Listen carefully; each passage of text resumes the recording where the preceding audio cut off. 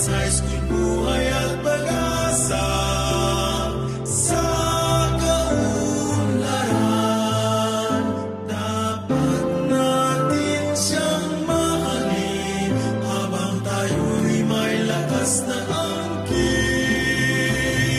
May hirap man, kayang-kaya kung tayo'y sama-sama sa paggawa. Buong puso, isip at kaluluwa ang anyaya. Halina tayo'y maglingkod tuwina na may katapatan at paggalang.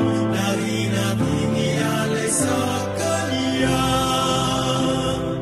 May hirap man, kayang-kaya kung tayo'y sama-sama sa paggawa.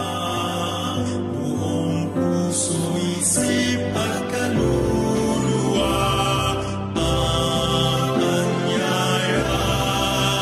Halina tayo'y maglingkod tuwina na may katapatan at paggalang. Lagi nating ialay sa Kanya.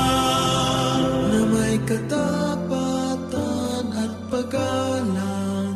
Lagi nating ialay sa Kanya.